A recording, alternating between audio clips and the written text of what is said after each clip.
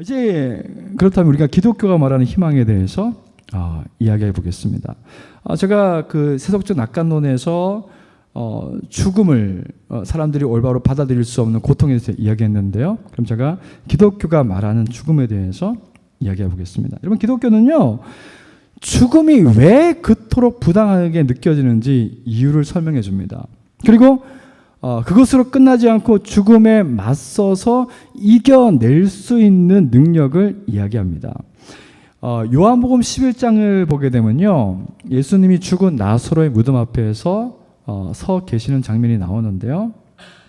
예수님이 나사로의 무덤 앞에서 슬퍼하셨어요. 그 원문에 보면은 예수님이 슬퍼하고 분노하셨다고 되어 있습니다. 성경은 예수님이 슬퍼하셨고 또 분노로 가득했다고 했는데, 나사로의 죽음 자체가 슬펐던 것도 맞습니다. 근데 그 어떤 것보다도 예수님은 사랑하는 인간과 창조 세계를 파멸에 빠뜨린 죄와 죽음이 이 세상의 역사 속에 들어왔다는 것에 슬퍼하고 분노하신 것입니다. 왜냐하면요, 여러분, 하나님의 계획 속에 죄와 죽음이라는 것은 없었습니다. 원래 우리는요, 늙어서 약해지고 병들어서 죽도록 창조되지 않았습니다. 지금 우리가 생각하는, 우리 머릿속에 그리고 있는 우리의 인생은요, 잘못된 이미지입니다. 원래 하나님께서는 우리가 늙어서 약해지고 병들어서 죽도록 창조하지 않았습니다. 만약에 겨우 죽음으로 끝날 사랑의 관계를 위해서 하나님이 우리를 창조하셨다면요, 그것은 앞뒤가 맞는 말이 아닙니다. 이런 죽음이 인간의 역사 안으로 침입해 들어온 것은 사람이 죄를 짓고 하나님을 등진 결과이죠. 하나님은 사람의 타락으로 죄와 사망이 자신의 세계에 뻗어 나가고 있는 것을 보시면서 사람을 혐오하신 것이 아니라, 비록 사람의 타락의 결과이지만 하나님이 원하시지 않는 상황이 만들어지고 뻗어가는 것에, 그 결과 때문에 하나님은 슬퍼하시고 분노하셨습니다. 여러분, 인간의 죄로 탄생한 죄와 죽음조차도 하나님이 이렇게 말씀하시고 생각하시는 이유는 어디에 있을까요? 그 죄와 죽음 때문에 하나님이 사랑하는 사람들이, 인간이 끔찍한 고통을 당하고 있기 때문에요. 여러분, 사람이 역사에 가지고 온 죄와 죽음의 문제를 하나님은 어떻게 해결하셨습니까? 그걸 보게 되면은 하나님이 저와 여러분을 얼마나 사랑하는지 알 수 있습니다. 여러분, 인간의 이런 고통에 대한 해답을 그 신약 성경 그 히브리서를 보게 되면요, 이렇게 얘기합니다.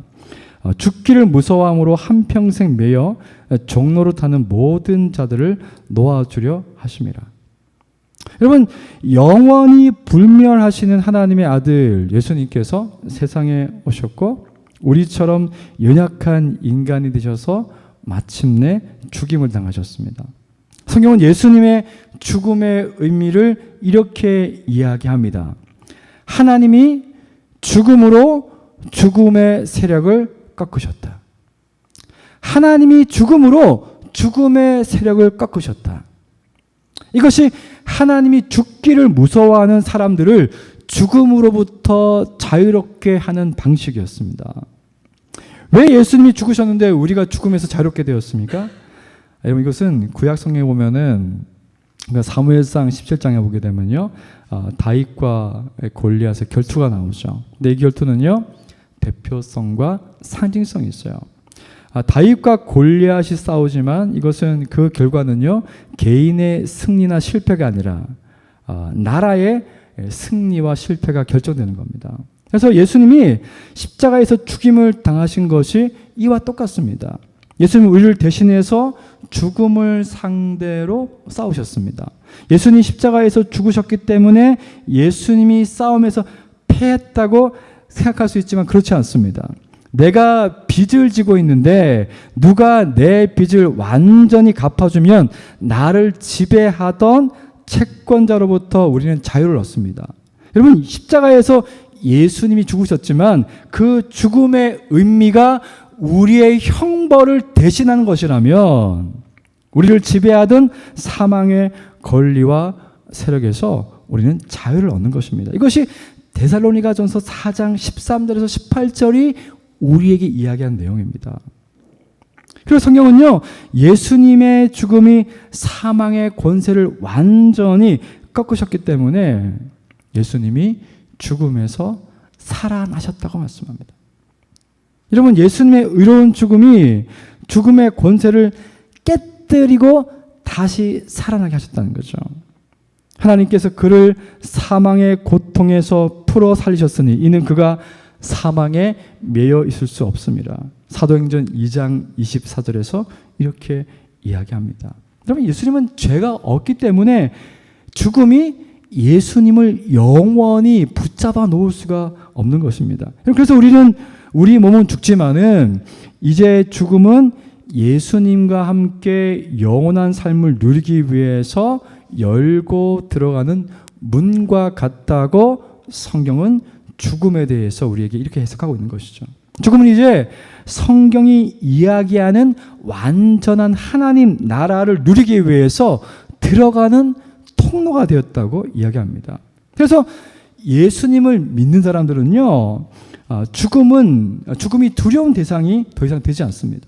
죽음이 예수님을 믿는 사람들에게 할 수 있는 일이라는 것은요, 우리가 하나님 안에서 무한하게 더 좋은 삶을 누리는 것밖에 없다. 죽음의 의미가 새롭게 바뀐 것이죠.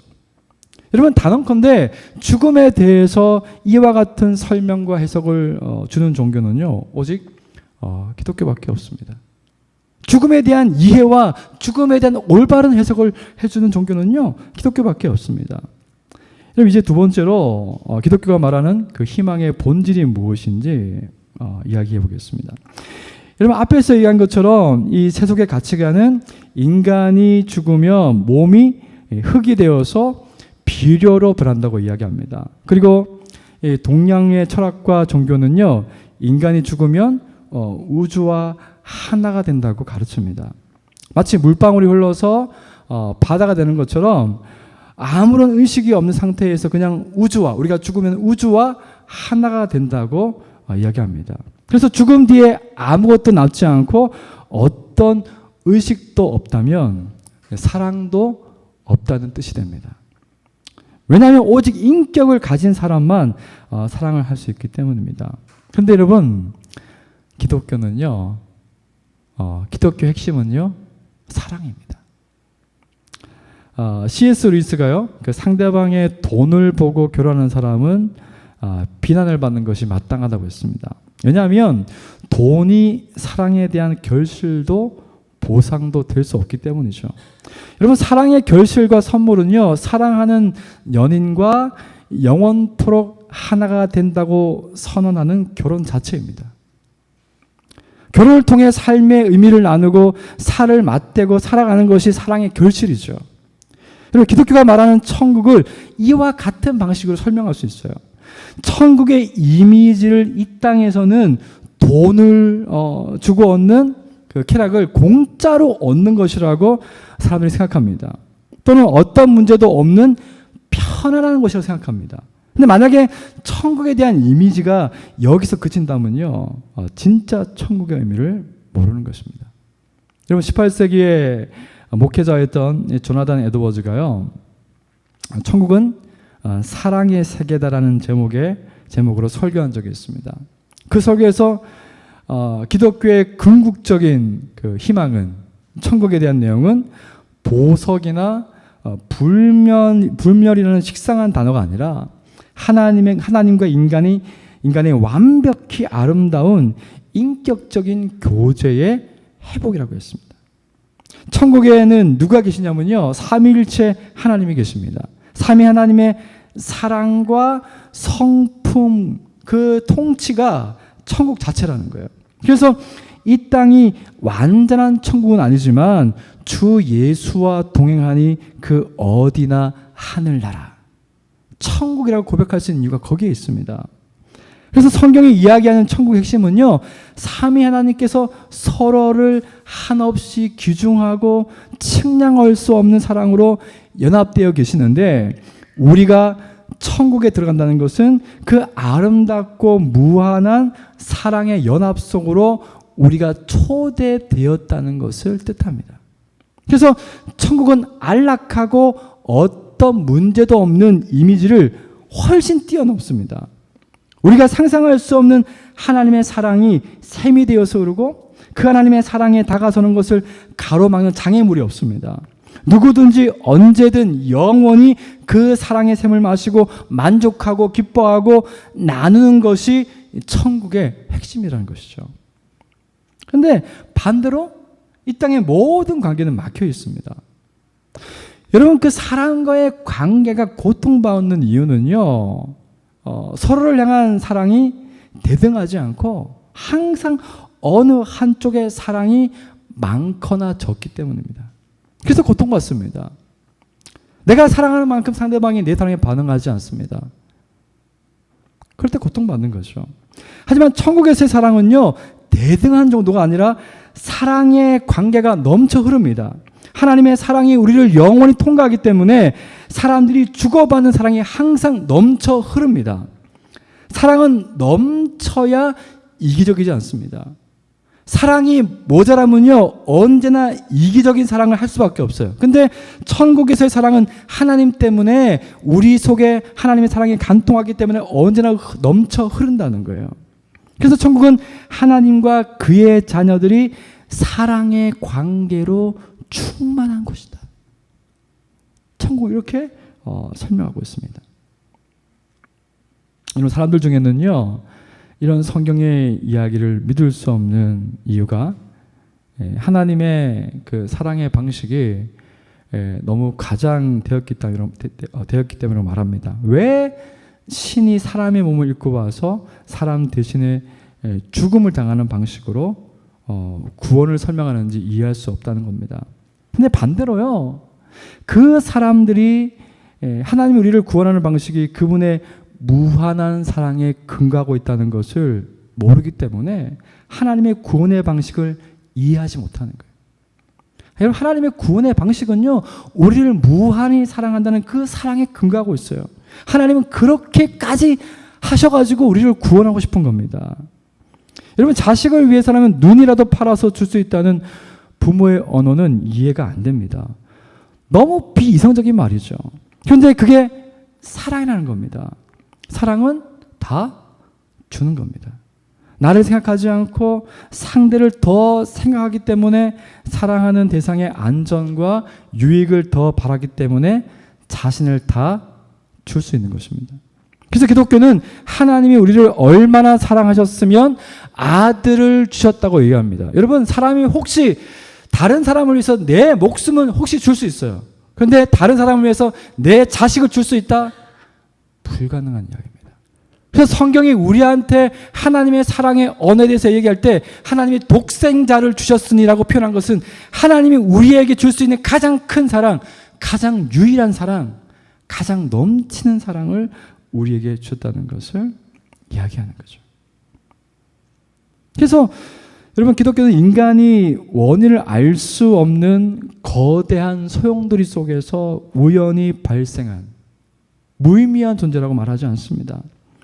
기독교는 우리를 우주의 중심에 놓지도 않고 우주의 변두리에 놓지 않습니다. 기독교는 우리가 하나님의 사랑 안에 있다고 이야기합니다. 우리는 사랑이 무한하신 삼위 하나님과 영원한 사랑의 관계를 위해서 굉장히 의도되고 계획된 존재라고 말씀하죠. 비록 하나님을 등져서 죄의 노예로 처하겠지만 하나님의 사랑은 우리를 광야의 노정에 던져버리지 않으셨어요. 자신의 아들의 생명을 주고 다시 안전한 하나님의 집으로 부르셨어요. 이것이 우리 인생에 대한, 우리의 삶에 대한 성경의 해석입니다.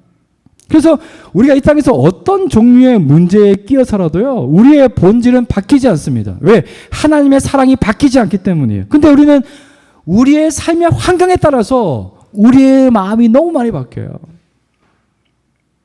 근데 우리가 우리를 위해서 하나님이 하신 일, 그리스도께서 하신 일을 바라보게 되면요, 우리가 여전히 하나님의 무한한 사랑을 받고 있다는 것을 알 수 있고요.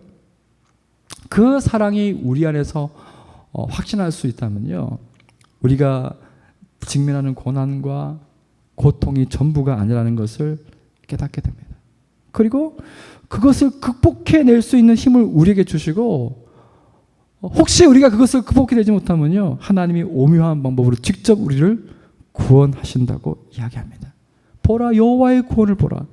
너희는 가만히 서서 내가 너희의 하나님됨을 알지어다.